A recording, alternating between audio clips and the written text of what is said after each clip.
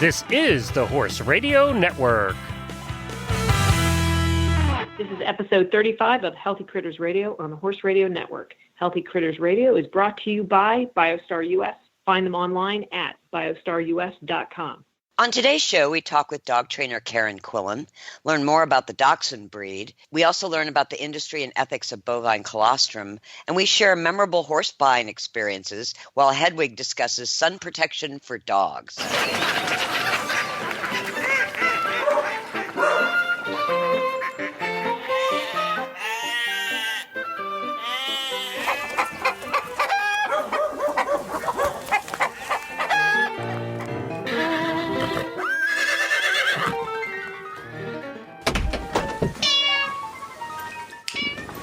So I've left Wellington, and Patty P., you're now in Wellington.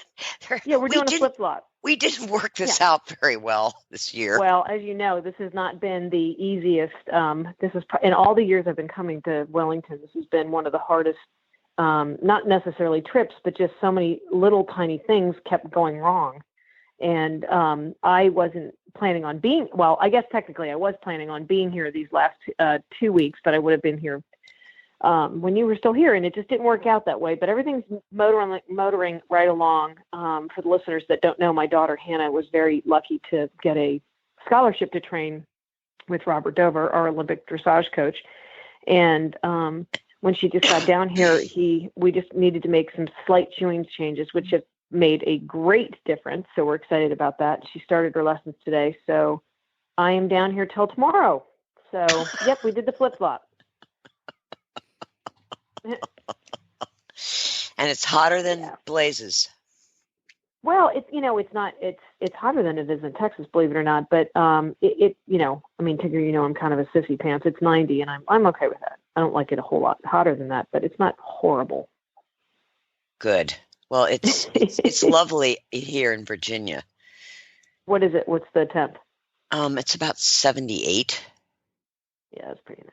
Yeah, it's a little chilly. Nice. Yeah. Everything is green. Yeah, I was going to say, everything is blooming like crazy, isn't it? It's probably gorgeous. It is. It's gorgeous. And the red buds are out. Dogwoods aren't out yet, but the red buds are out. Yeah. And, everything is waking up. And it's just a spectacular time of year. It always is. It's the prettiest place on earth. Yeah, it is. It is. Because when the mountains erupt in all the dogwoods and wild rhododendrons, I mean, it's just... See, that's the disadvantage to not really having winter in Florida. Yeah. Is you don't really have spring either. It's not this spectacular transformation. I mean, things get green again and things bloom. Yeah, it's nice and wonderful. But up north where you have a proper freeze, once that's all over and springtime arrives, it is pretty magical. Yeah, it is. Well, it's funny.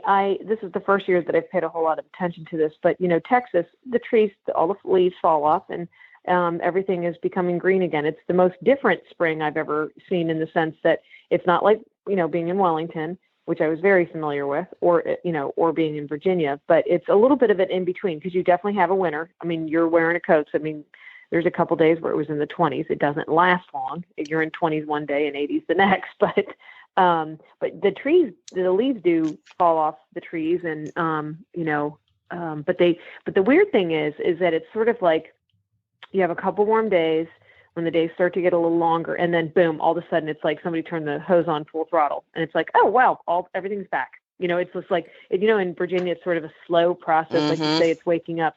It's sort of like they're wide awake. One day they're not, one day they are. So it's kind of it's interesting to be able to appreciate it somewhere else, and different than what I've been used to in the past. Yeah, I'll take Virginia. Thank you. And I don't blame you on that one at all. And we're here with my very good friend, Karen Quillen from All Things Possible. Karen is my favorite dog trainer on the face of the earth. But she has a really cool camp coming up. And when she told me about it, I went, camp for dogs and humans? And I was so intrigued that I asked her to come on the show because I think this could be the next big thing for fun things to do. Like we have adult camps for the humans and horses, but I wasn't aware of a camp for dogs and their humans. So, Karen, you're putting one on in Charlottesville called For the Love of the Dog, which is going to be April 29th and 30th. Can you tell everybody about it and how you came up with the idea? And yeah, well, I'd love to take credit. I'm not the first trainer to hold a camp. I actually have attended several camps in New Hampshire on a lake, which is phenomenal. And that's my next goal, to get us on a lake somewhere. But I thought, okay, let's start small. It's a new concept.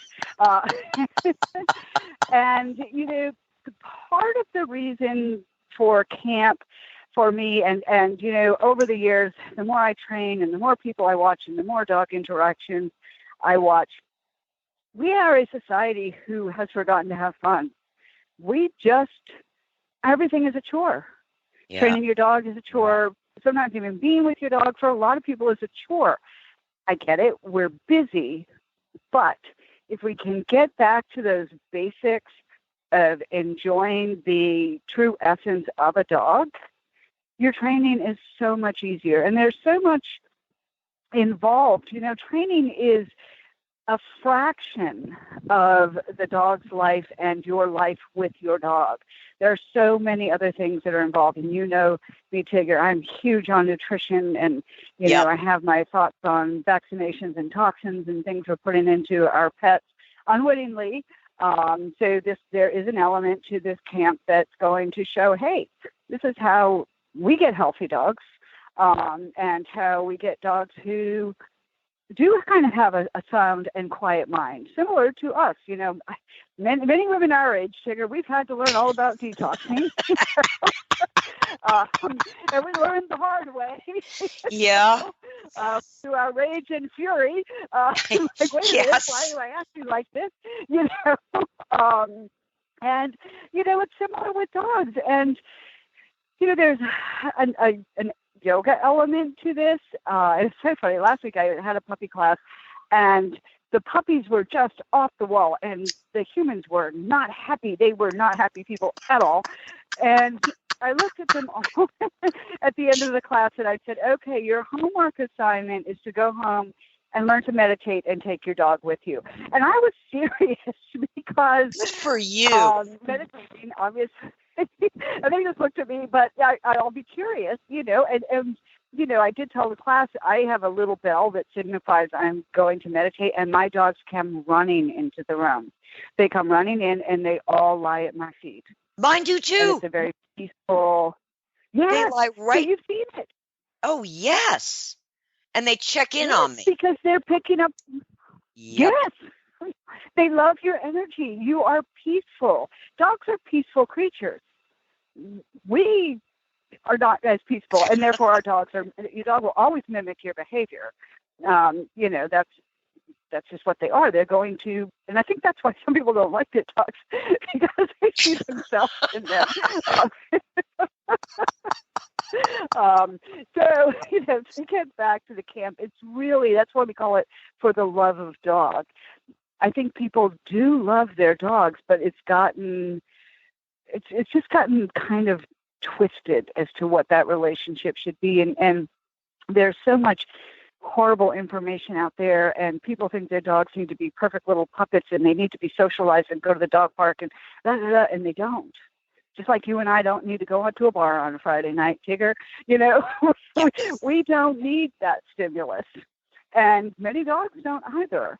So it's, hopefully just kind of getting back to, you're probably like me as a child. You know what I did for fun? I'd go hiking with the dogs. Yep. I guess that maybe it was rare. I don't know. We just did it because it was fun to do. We ran around the yard with the dogs. They followed us everywhere. We played with them. We weren't trainers, but guess what? We had really good dogs. Yeah. So tell me a little bit about the different kinds of things you're going to offer at the camp, because I'm looking at. I can't wait to go. I've done the yoga with dogs, so I know what that is. That's really great. I loved that. Tell me, you've got raindrop therapy, Reiki, Sniff It, and of course my all-time favorite, Shadow Skills. Can you tell our listeners a little bit about those things? Shadow skills is simply it. You can call it healing work if you like, but you know me, I always think the best way to teach a dog to heal is without the use of a leash. So in essence, you're almost, it's becoming a movement, almost like a dance with your dog. Yeah. And the dog is shadowing you. And it's just a wonderful fun. You can compete if you want to. You don't have to. And all of the competition that I teach, whether it's Rally-O, anything, shadow skills, the dogs get treated. They get a treat for performing well because we all work for something. So even that makes it fun for the dog. There's not the old militant obedience competition stuff, which I have no use for. So shadow skills very fun. They learn how to walk on both sides. They do sits, they do spins, they do twirls, they do a thing called a flip. They kind of do a half flip into the air if they want to. It's just a fun way to move with your dog and bond with them. We have my great friend Carolyn is coming from Maine, and I actually met her at the camp in New Hampshire, and she's one of those trainers that makes my jaw drop when I look at her and feel extremely inadequate. And she's teaching a thing called Fast on the Flat. And what this is a wonderful agility-like game to play with your dog, but you don't need all the agility equipment. Oh, wow. You need a couple of little hoops, so you teach them to go in and around hoops and through tunnels and around barrels that you can get at Lowe's. They're leaf barrels. They made all this stuff. So it's a very inexpensive and fun way to get that same element of sending your dog out and around things and through things without the cost of, $10,000 worth of agility equipment. Right. And she'll be teaching that, and I'm still learning that myself, and I'm very excited about that. I'd like to offer it someday, but she's a T-Touch instructor, very, very good. So she's going to do a workshop showing how to use your leash for T-Touch. So really kind of balance these dogs, with your leash and that kind of stuff. She just got a really nice, happy, energetic energy, and I think people will love her. We've got, what else do we, the Siffit, which is the most simple form to start out with of nose work for dogs, where we teach them to pick up the scent of their favorite treat. I like to use liver usually because it's really stinky, and teach them to target. We have these little kind of balls that have a hole in them so they can smell it, and they learn to target it when they have picked up their scent. So then we do a lineup where we have maybe 15 or 20 of those little balls lined up, and the dog goes through sniffing, sniffing, sniffing, sniffing, and then when they find their right one, they will, show you they found it. Every dog does it differently. Pokey, he'll hit it with his paw, and everything goes flying, but he found the right one. Mine lie down. Some dogs will lie down. Some dogs, do they lie down? Oh, yeah. Lucky you. Maybe you can show me how to teach that. I didn't teach it. That's just what they did. They taught themselves. And that's, this is everything that I teach, Tigger. What is the dog? The dog will do what they want, and that's okay. Pokey wins every time. Do I care if he hits the thing with his paws? No. Your dogs, because they're Aussies, I must lie down and watch this so that it does not move. Exactly. So, perfect. Yeah. So, there's no rule as to how your dog has to alert you that they have found it. You have to figure out what your dog's telling you. Some dogs will just look at you like, hello. So it's very fun and very easy. And then, you can do all kinds of things with nose work. And nose work is one of my favorites because it quiets the mind. I am seeing this kind of frantic, got to get the dog exercise, and this ball chasing and this prey-driven behavior, and it's not helping the dogs. I tell people, you don't want a finely tuned athlete. You want a strong dog and one who's in good shape, but do not create a finely tuned athlete because you'll be throwing a ball for the rest of your life. So I like that nice balance of, hey, maybe we'll play some ball, and now we'll do some nose work, which is very, very quieting. And they get as tired as if they just had a 45-minute aerobic exercise. What's the raindrop therapy? That's a new one for me. This is very interesting, and I have only seen it done once. I'm actually learning the technique myself. And this is with use of essential oils. And, each essential oil, and again, I'm learning this myself, can target certain things, whether it's fear or anxiety or relaxation. And there are different raindrop therapies that you can choose from. The one time I saw it done was quite interesting because I kind of went in like, yeah. And it was a friend of Anne Marie's dog who will be teaching me yoga. And she had her little corgi. And there were 8 of us watching. So we all sat in a circle. And this little corgi was put in the middle of us. And she was, she'd put on one drop and she would say, this targets this, yeah. And I was watching. And I didn't really see much. I thought, okay, maybe. And then she used one, I think, called Valor. And she said, this helps with vulnerability. And she dropped that on that dog. And for the first time, the dog just laid down and stopped looking at everybody. And I thought, and I spoke up right then. I said, wow, that is amazing to me, because did it occur to any of us how vulnerable this dog feels sitting in a circle of all of us staring at her? Wow. Yeah, it was just, and for me, I have to really see a result, or I just, give it a try. That's what convinced me, by seeing that dog I think she actually kind of rolled over onto her side after she gave her the Valor. It's a drop of essential oil, and then you do almost like a flicking massage so that it gets into the system and does, whatever work it's supposed to do. Again, I've got to study it and get better at it, because I'd love to offer. I think it would be very beneficial for so many of my dogs with anxiety and aggression and ADD and all that stuff. But very, very fascinating to watch. Wow. Well, if somebody would like to, get into this camp, how do they contact you? We've got it posted everywhere. It's posted on Facebook. They can call All Things Possible. You can shoot an email to All Things Possible, and we'll send you a link. There is an Eventbrite page set up for this. So if you decide to go, you can click the link and register and pay right there, and you're good to go.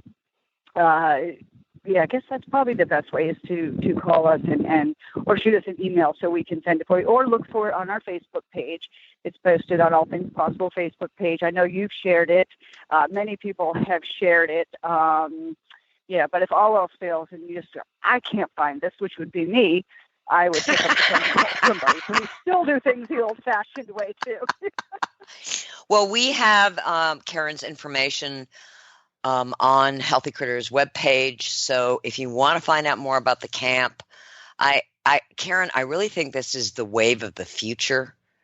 Horse people are used to camps. We have a lot of camps.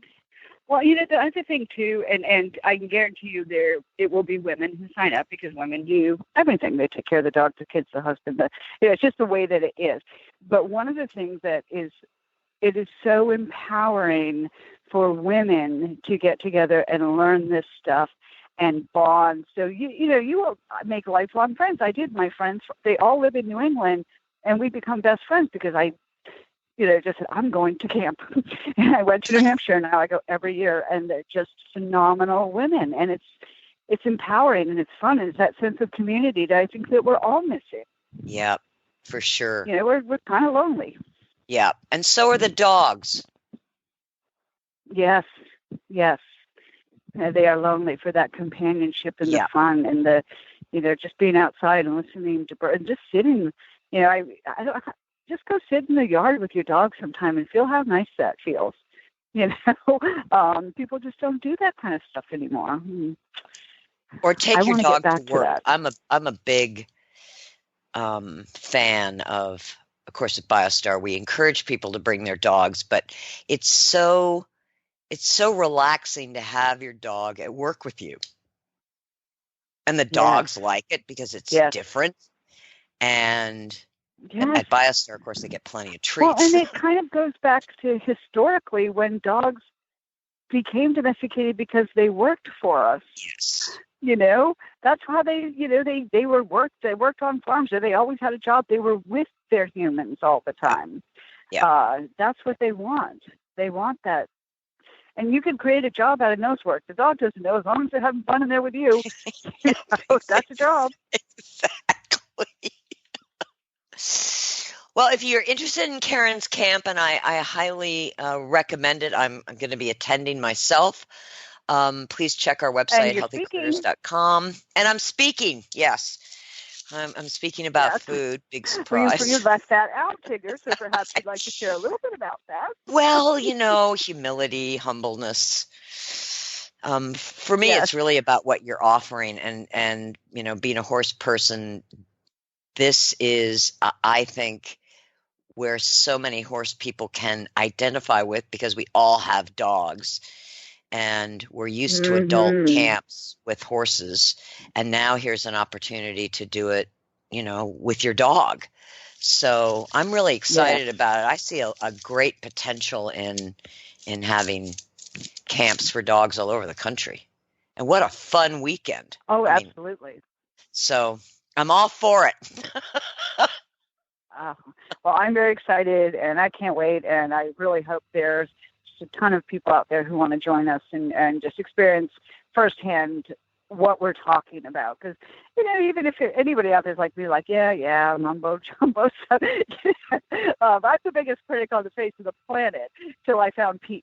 And now I want to share it with everybody and their dogs. So it's great. I can't wait. And everyone, if you want to find out more about it, go to healthycritters.com. Thanks, Karen. See you soon. Thank you, Tigger. Okay. See you soon. All righty. Bye. Bye-bye.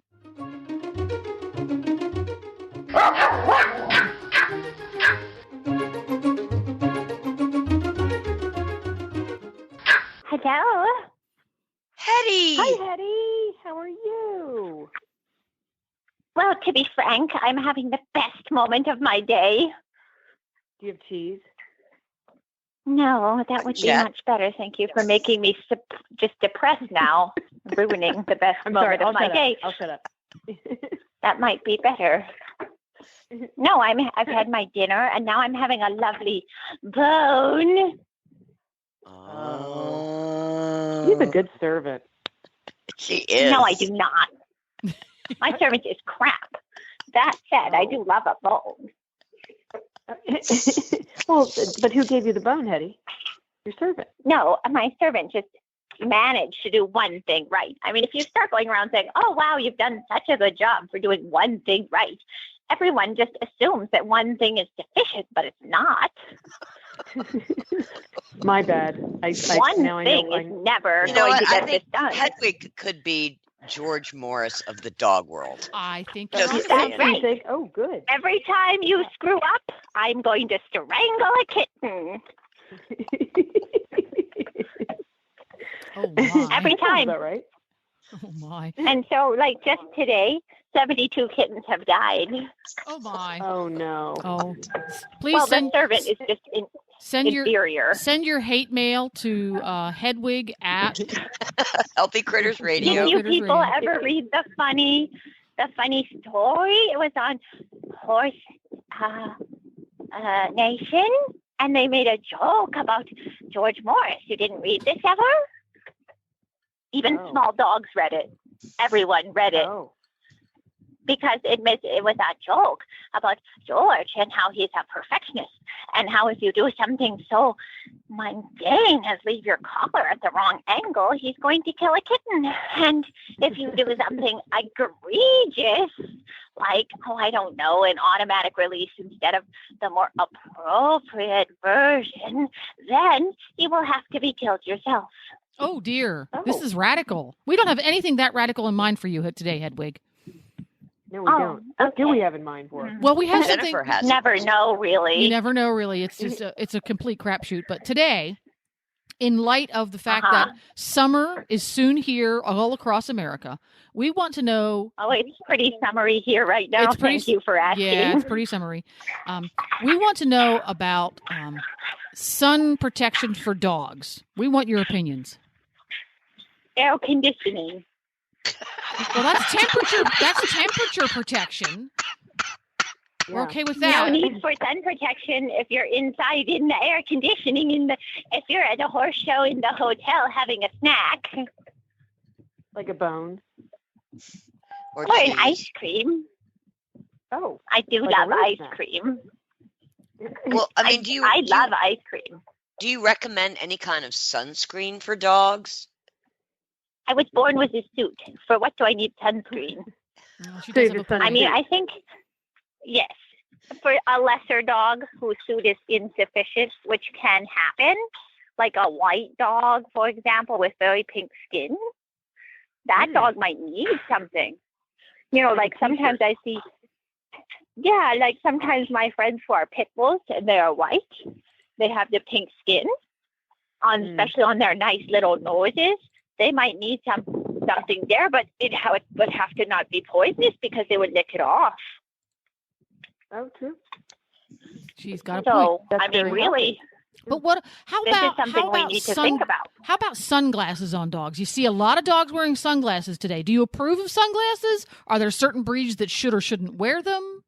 Well, I am quite photophobic. I don't like bright light at all. And so what I do, because the servant is, unkind and therefore allows me to be out during the day, I put my paws over my eyes or my head under something. That's pretty smart. So you're basically saying your best sun protection is to be inside, and when you're being tortured by your servant, it's best to cover your eyes with your own paws or go near a tree. A tree is a lovely thing. You can dig a nice little hole. That's what the puppy, the little gerbil thing, it does that. It digs a hole, and then it wallows in the hole like a tiny gerbil pig. I see. Well, that pretty much gives us all we need to know about sun protections for dogs. Thank you, Hedwig. Yep. Thanks, Hetty. Always happy to help in any way I can contribute. Bye, Hetty. Thanks, Bye. Hetty. And now it's time for the breed of the show. So we are at the breed of the show segment of our program, and I have decided that I wanted to do the Dachshund, or otherwise known as the Dachshund, or the Wiener Dog, or the Badger Warrior. It's so funny, and all the dogs. I always love doing this because I get to learn so much about dogs, and it's never been a breed that I've known that much about, Tigger, because I don't think he's one of the sad ones. Surprisingly, we missed the Dachshund. Yeah, surprisingly, we did. But there's a lot of information about them. And again, some people call it Dachshund. My very good friend from San Antonio, her husband, who's from South Africa, would say Dachshund. I call it Dachshund, or as other people have known, Wiener dogs. But their original purpose, and still is supposed to be their purpose, is for their scent chasing dogs to flush out badgers or burrowing animals. And if anybody's familiar with dachshunds, they're a small dog with short legs and kind of a longer body, which does make them very prone to back issues. So you have to be very careful about that. But they are just kind of there's a lot about the breed I didn't realize, because I always just figured, smaller dogs can always be a little bit harder to train and stubborn and whatnot. And that proves to be the same with the dachshund, which for some reason I just didn't think they were so terrier-like. I was a little surprised. Do you know any dachshunds, Tigger? Or I do. I know a couple of long-haired dachshunds. Oh.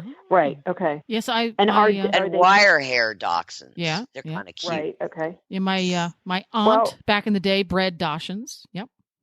Oh. Okay. Yeah, and they were universally mean. They were awesome. Okay. They were awesome for Auntie and Unca.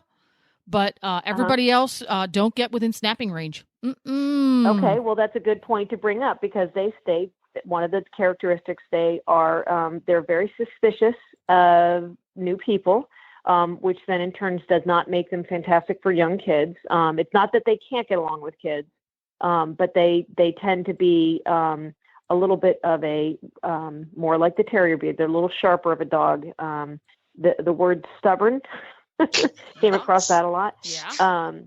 But the AKC definition of the dog is they're very playful, clever, courageous dogs, but they can be very stubborn, and they're known for chasing small animals and tennis balls. So they have a little bit of that Jack Russell kick to them. So, which because I always am wondering when our listeners are listening about this, if they're considering getting one of these breeds, I always would have, in my mind, considered a Dachshund to probably not be a bad apartment dog. I don't think that's probably the case. I don't think they're probably the best apartment dogs because I think they need to get a lot of energy because they are scent hounds. They're obviously bred to be hunters. They're going to want out and they need to have a job. They need to get rid of their, all of their energy. And talking about the different coat varieties, it's like, this is the one breed, my goodness, there's smooth, there's long hair, there's wire hair.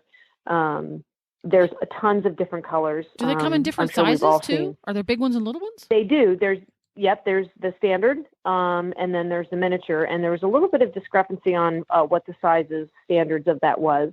But basically both miniatures and standards tend to live between 12 to 14 years, which is kind of typical, I think, of most of the dogs that we've done. The small dogs is kind of always right around that range.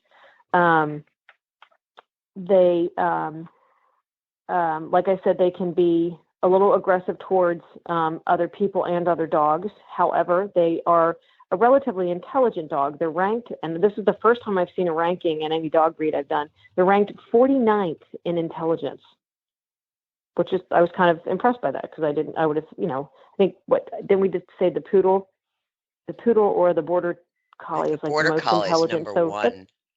Yeah. So that's not too bad on the list. When for you a scent hound, that's not bad.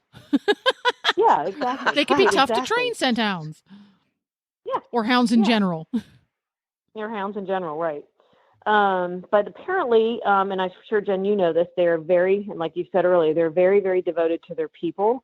And they're very loving, which then on the flip side of that, apparently they're not great about being left alone. So they are a dog, if left alone, they do have a little bit of anxiety with that, and they can tend to go towards what they do by nature, which is burrow or chew.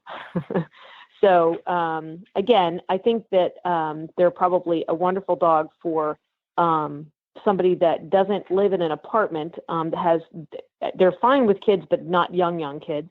And they need to have their exercise.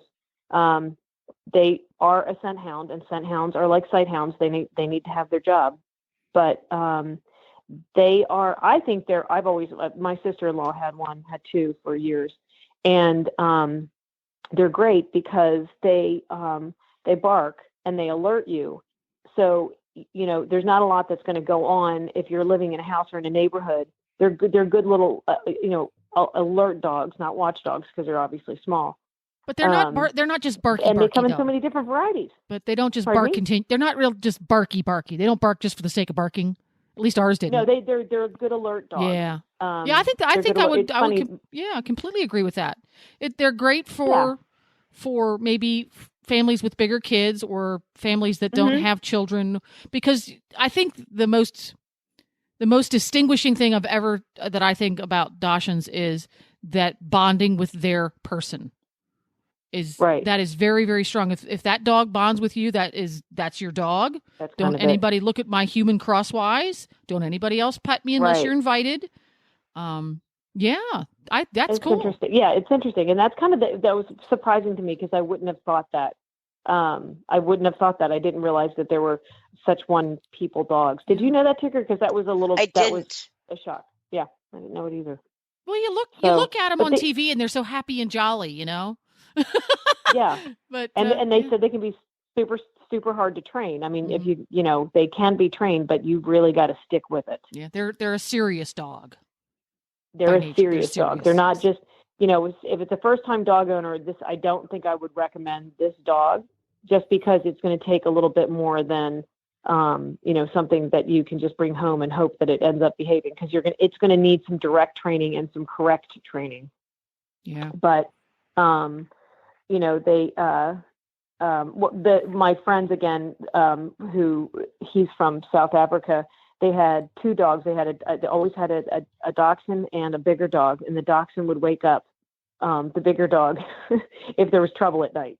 And they said, you know, they're great alert dogs, and they're wonderful to have around. And, you know, once they know their family, they're terrific, but they're not, you know, you're going to have to be careful. Because I was thinking about this. I don't see a lot of dachshunds at horse shows.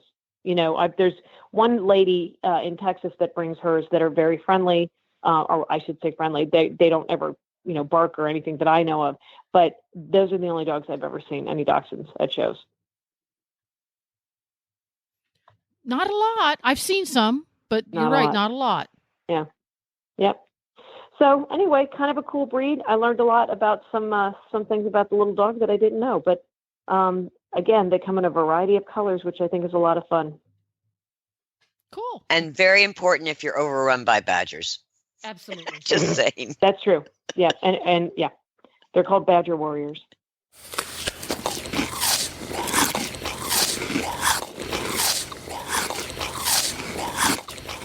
Here we are at Critter Nutrition, and today we're going to talk about the industry and ethics of bovine colostrum. Uh-oh. Lay it on me. Oh, I thought you wanted me to stop. Yeah. Lay it on me. It's going to be good news and bad news, I can tell. It's informative. There we go. Bovine colostrum is an important therapeutic food for horses and dogs. It provides over 70 different growth factors for tissue repair and over 80 immune factors. These immune factors include the immunoglobulins and the proline-rich peptides known as PRPs. PRPs regulate the thymus gland, the master gland of the immune system.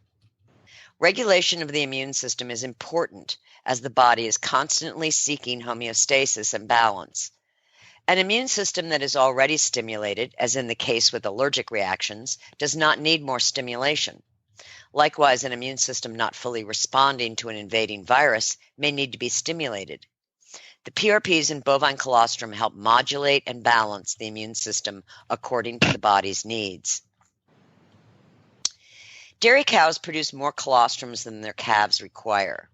Mature dairy cows can produce 80 to 100 pounds of colostrum in 4 days, and calves consume a third of that.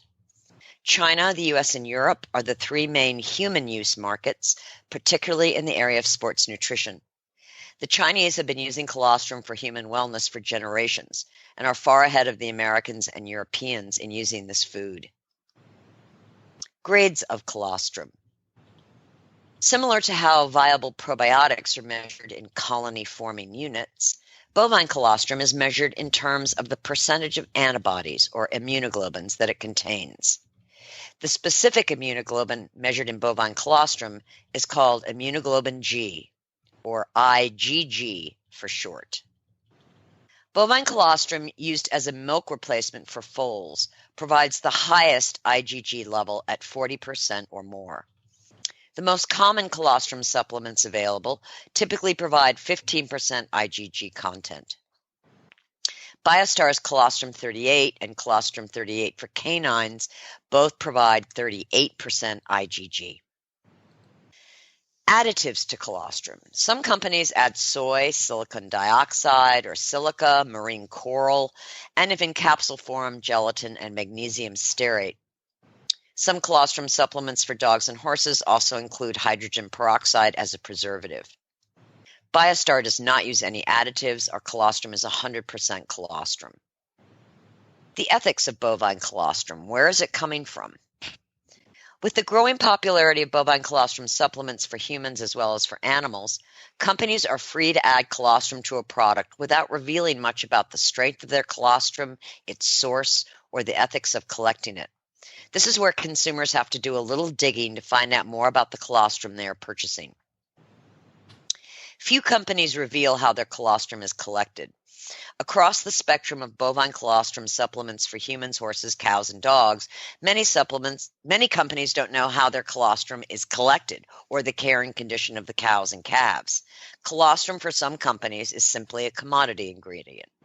When I first started studying bovine colostrum 8 years ago, the ethics of taking colostrum from cows was deeply disturbing. How could I take away the important first milk of a newborn calf? I also was deeply concerned about the care of the cows and calves. Were these animals treated like cows in the corporate agriculture dairy industry? During my research, I could not find one U.S. source of colostrum that fit my ethics. I broadened my search to New Zealand, India, and Canada. New Zealand has very high standards of animal welfare, much higher than the U.S. In India, of course, cows are treated like family. There are Hindu festivals honoring the animals. Canada has banned the popular RBGH growth hormone for dairy cows, as has the EU and New Zealand. Some companies collect the colostrum within the first 6 hours of birth, potentially robbing the calf of the important first milk of the mother. This is not a practice I personally can live with. Some dairy companies take the calf away from its mother 24 hours after birth, a practice I personally find inhumane and traumatizing. Colostrum is an important therapeutic food whose quality depends on the quality of the cow's lifestyle. It was of utmost importance to me that I find a source of bovine colostrum that came from cows that are grass-fed, pasture-raised, and fed a GMO-free diet. The cows had to be RBGH-free and antibiotic-free. It was imperative that the cows not live in a factory animal setting, so I sought out small dairy cooperatives, searching for a sustainable and ethical source of colostrum. There are different methods of processing colostrum, including freezing or high-temperature processing and spray drying. The small company BioStar works with in Canada collects colostrum after the first 24 hours of calving and processes the colostrum the same day without having to use rapid freezing and rapid thawing techniques, which can cause damage to protein molecules and compromise the biological activity of the ingredients in colostrum. This low-temperature collection method used by our Canadian supplier is the same technique used in New Zealand. The colostrum is then flash pasteurized and freeze-dried using low temperatures to maintain the bioavailability of the colostrum. BioStar's colostrum is collected from several small organic dairy cooperatives in eastern Canada. These dairy cows are pasture-raised, grass-fed, RBGH-free, and antibiotic-free. The calves stay with their mothers because cows produce better milk when they can keep their calves. A stressed cow produces stressed milk. Using colostrum. Having studied and used colostrum for 8 years has not made me a bovine colostrum expert, but has given me knowledge and experience in how to use this amazing food for the best results. Some key applications and points to consider. Colostrum is therapeutic. For the immune system, it should be used to support homeostasis. We want the body system to maintain its own homeostasis. However, sometimes the body needs the help of colostrum therapy before it is able to maintain a healthy balance on its own. Once homeostasis has been achieved, colostrum is not required or needed. If a horse or dog has ongoing autoimmune issues, immune system compromises, or chronic immune challenges, then colostrum is needed every day. With conditions such as equine protozoal, EPM, or Lyme disease, colostrum is beneficial in supporting the immune system during treatment. Horses and dogs that experience stress-related immune issues benefit from colostrum during periods of stress. For tissue repair, wound healing, and cellular GI tract healing, colostrum provides the important growth factors for cellular repair. Once the healing is completed, colostrum is no longer needed. For muscle restoration from training stress, colostrum helps with the important recovery period. But on days that the horses work lightly or completely rested, there is no need to give colostrum. When horses are fighting viruses, colostrum is an important food to help the antibodies fight the invader. Once the horse or dog has recovered, you can stop the colostrum. The amount of colostrum needed for efficacy depends on the IgG percentage. The higher the IgG content, the more potent the colostrum is. Some senior horses and senior dogs can benefit from daily colostrum if they have ongoing issues, but a healthy horse or dog does not need daily colostrum until an issue arises. If your horse or dog has no ongoing or chronic issues, giving colostrum is of little benefit. Colostrum is food support to the body system when the body needs additional support and balancing. Real horses and real dogs are healthier, perform better, and recover more quickly on real food. That's why BioStar empowers horse and canine owners with 100% whole food nutrition, supplements, and feeding programs. BioStar products are made at their own certified non-GMO facility in Gordonsville, Virginia, using real food ingredients that are raw, freeze-dried, or dehydrated, never cooked, and are free from artificial flavors, colors, soy, corn, wheat, and molasses. The BioStar product line includes a wide range of whole food, horse and dog supplements, treats, and unique artisan poultices that embrace the ancient and traditional uses of clay and plants. Visit biostarus.com today and learn about whole foods and canine and equine nutrition so you can make the best decisions about the care and health of your horses and dogs. That's biostarus.com. Whole food nutrition the way nature intended.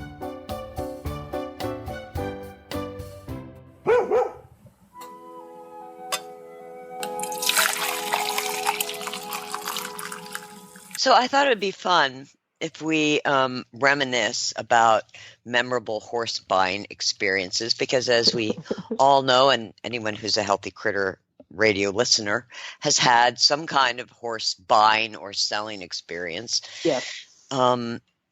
So I wanted to start with my most memorable, which was with somebody you actually know, Patty, Robert Zanfort from Holland. And a friend of mine and I flew over to look at horses, and Robert is a agent, and he was not only going to take us around, but he had some other clients that he wanted to see horses that, might work. Right. So we get off the plane, we've flown all night. There he is, we're driving to Germany. And of course, my friend and I thought, well, maybe we would go back to the house, have a little rest, a little coffee. No. We're driving to Germany. So we went to one stable and blah, blah, blah. And then like later on in the day, and by then that's where I got first introduced to Red Bull. This was like in 1999. I can imagine you and Red Bull. Oh my gosh! I really just wanted to go to sleep because I hadn't slept on the plane. But anyway, he introduces me to Red Bull. We pull it. It's cold. It's rainy. We pull into this barn in Germany, a dealer barn, and they bring out this horse that for me to try, and it wasn't my horse, and Robert goes, well, I'm looking for a horse for an older woman. She's in her 60s. She's ridden, second, third level, and she's looking for something pre-St. George, quiet, take care of her, blah, blah, blah. And they go, oh, we have got the horse. So we follow them into this other part of the barn, and there's this, normal-looking bay horse, and they tack him up, and they bring him out to the arena. And Robert says, get on. I went, okay. So I get on and I'm walking him around, and he's really like not real responsive to the leg. And so his, sort of a lazy kind of walk. And I thought, I want to freshen him up a little bit, make him a little quicker. So I closed my legs on this horse. It leaped into the air, sunfished. And as it was sunfishing, I felt my center of gravity going to the side.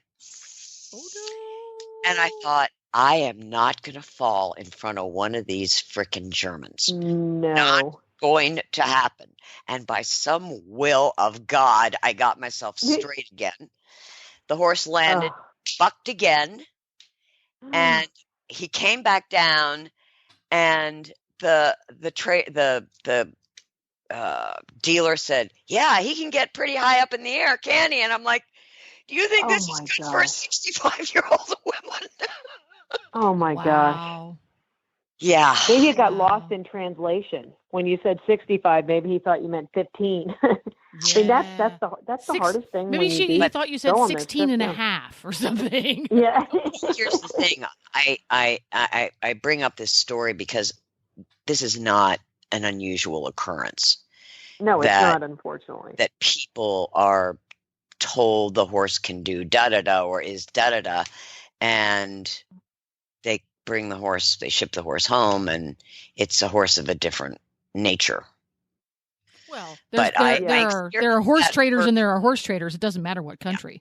Yeah, exactly. Yeah, and it's it's so hard. I mean, when Tigger said that we were going to work on this, use this.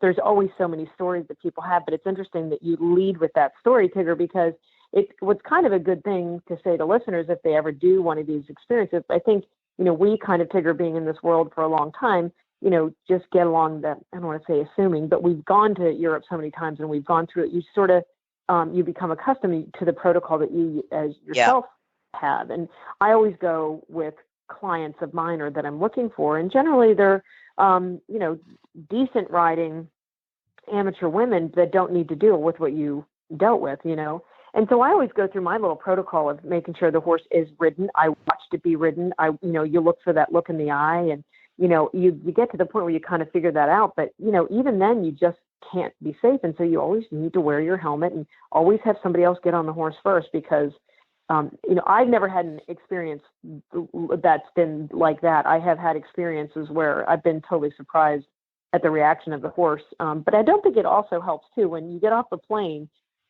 If you get, most of these guys are going to take it. They're just going to get going. The last time I flew to Holland, I literally landed, and I had slept the whole way, Tigger.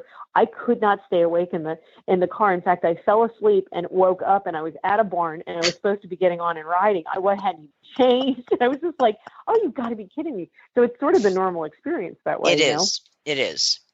Absolutely. So Jen, do you have any good buying or selling stories? Oh my, there are so many. Which one to choose? Right. Let's see here.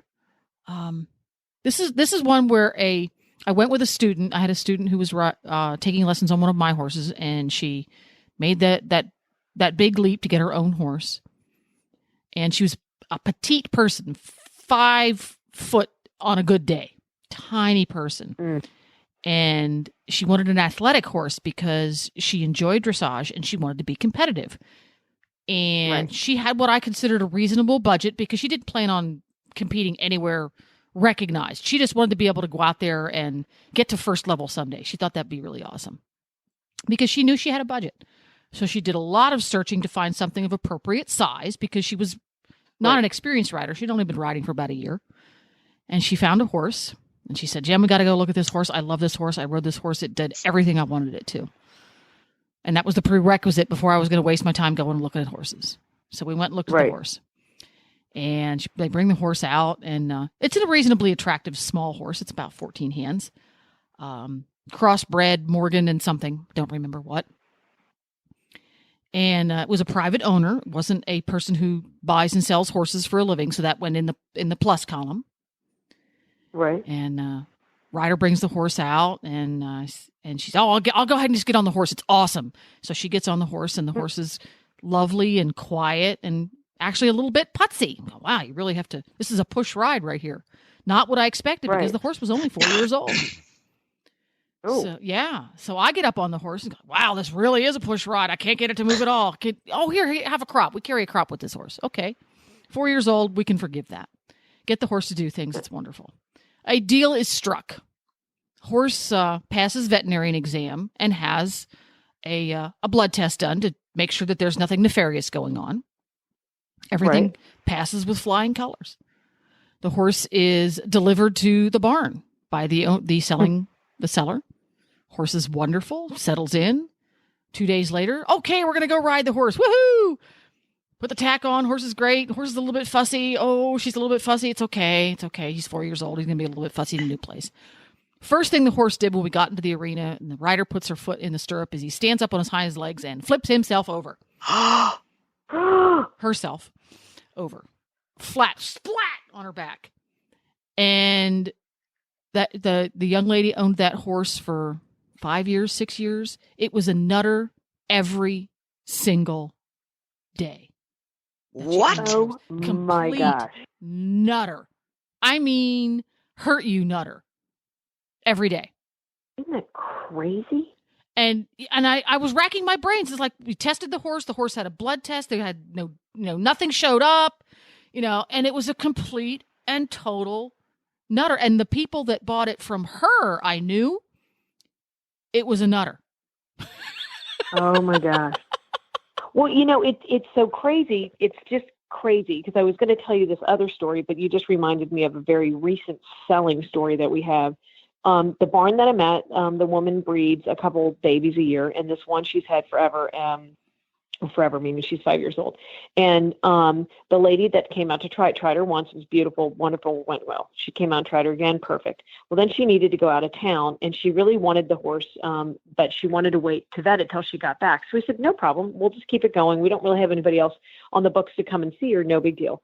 She came back out. She rode her one more time. She vetted the horse. Everything went beautiful. The next day she comes by with a cashier's check for a substantial amount of money, hand it to him, is going to put the horse in her nice, big, beautiful trailer. And it's a nice trailer. And so this horse, my daughter has shown off the property, I think 2 or 3 times easily. And she walks on the trailer, no big deal. I'm getting ready to go teach a lesson. I wave goodbye. It's like, please text me when you get home. She puts it in park, and the horse scrambles a little bit, and drive. I'm like, whoa, give her a second. And I said, let her just stand back up. Maybe she just wasn't expecting this. Now, keep in mind, at this point, it's getting about dinner time. So all of the horses are ready to be at the gate to be pulled in anyway. And, of course, where she's moving this horse around is in the center of where all the fields are. So almost every horse on the property could see this trailer. So she wants to pull out very slowly again. Horse scrambles even worse. Now, keep in mind, I've had this horse in my trailer, never set a foot wrong. I was like, okay, whoa. And then goes to stop and continues to scramble. And I'm not talking and she is a big girl, this mare, and sensible. And I was like, whoa. So I said, there's something's happening. Maybe, and this happens a lot, and everybody should look out for this. If you haven't used your trailer in a while, look for wasp nests, because sometimes they're in there, you don't see them, and the horse can get stung. And I'm like, oh, this is classic. The horse is getting stung. Look in, nothing. Standing there, open the door. She's like, hey, man, what's going on? I'm like, what? How could you go from being crazy to this? So I was all right. It looks like everything's fine. Looked at her legs, make sure nothing's hit her, goes to pull out again. And at this point, I think she's going to pull the trailer off the hitch and flip out backwards. Yikes. She was, collectively, all the people that were standing there were easily over 100 years worth of horse experience. And we're all going, whoa, what do we do? And she would stop, and she'd be, at this point, she was a little bit more frazzled, but she was not trying to get off or jump over the breast bar, whatever, could not figure it out. So, now I'm thinking, okay, I don't want her to take the horse home now. At this point, I need to figure out what's going on, And so it took us at least 45 minutes. We got her off the trailer, walked her back on and off, no problem, not a problem in the world. Would walk on, walk off. And I didn't try to, have her pull out again. And it dawned on us, she'd never trailered alone. Put another horse on the trailer with her, got to her farm. She was a perfectly behaved angel. Never took a foot wrong. She had abandonment issues. She had a commitment abandonment issue. So it was so interesting. Wow. And what's so interesting about the whole thing is just, that horse had been off the farm several times. I pride myself in saying, yes, the horse has been on the trailer. It's done this, blah, blah, blah, blah, blah, blah. Well, I hadn't had that horse since it was a baby, so it probably had just never been on the trailer alone as a younger horse. So, at least now she knows what she has to work with. And, and the horse is smart, and she'll bridge it over to her being by herself. But that was an interesting one. That one kind of threw me for a loop, because I just kept thinking, what is going on? And she put a friend on there, trailered like no big deal. There you go. So, this goes to show these horses. I hate buying and selling horses. I love shopping, but I hate buying. Yeah. I'm a tire kicker. You mean spending the money, or it's the committing? commitment? It's the commitment. It's like, oh, am I making a mistake? I second guess myself. Yeah. I shouldn't, because I do okay, but I do. I second guess myself. Well, but I think it's such a commitment for a lot of people. This becomes another part of your family, and and some people I know take this in varying degrees, but you have your horses right in your backyard. They're part of your family. I'm sure if there's something that causes, okay, this isn't the right horse, I'm going to have to move it on and sell it. Well, then I'm going to have to tell whoever buys it from me what I don't like, and they're probably not going to like it either. Then I'm really stuck. Yeah. Really sucks. Well, remember, one man's trash is another man's gold. You got to remember that. Just because it's not right for you doesn't mean there's somebody else out there that doesn't want it. That's my greatest fear. So, yeah. No, I think that's legit. I think a lot of people go through that, why they don't want to sell or whatever. I mean, sometimes, I have a couple owners that they buy, man, they are buying for life. Yeah. That's a nice thing to go, with, although there is pressure in that too, because you want to make sure it's the right horse. Well, and you can only keep so many. Yeah, apparently that's a thing. Yeah, apparently that's a thing. Well, that's a fun and fascinating conversation, and horse shopping is always a topic of for good times when it comes to horse people, because we've all a great discussion. Yes. Yes, absolutely. Thanks for listening, everyone, and thanks to our sponsor, BioStar US. You can find them online at biostarus.com. Get the Horse Radio Network phone app on iOS or Android by searching for Horse Radio Network in the App Store. It's free and easy to use. For details about today's show, go to healthycrittersradio.com, where you can find links, photos, and more information about our guests. As always, we love your feedback. Please follow us on Facebook under Healthy Critters Radio. Be sure to visit all the great shows on Horse Radio Network at horseradionetwork.com. Love your dog. Hug your horse. Feed your chickens. Clean your litter box. Dance with your goat. Slither with your snakes. Howl at the moon. Hang with your hamster. Party with your parrot. Waddle with your walrus. Outwit your otter. Cuddle your cows. Rap with your raptor. Go chipping with your chipmunks. Forgive your fox. While hedging your hog. We also recommend that you rack with your raccoon. Gyrate with your giraffe. Meditate with a meerkat. Uber with your orangutan. Facebook with your flamingo. Ponder with your panda. Walk with your Wookiee. Yawn with your yak. Twitter with your toucan. Go raining with your reindeer. Dropbox your dragon.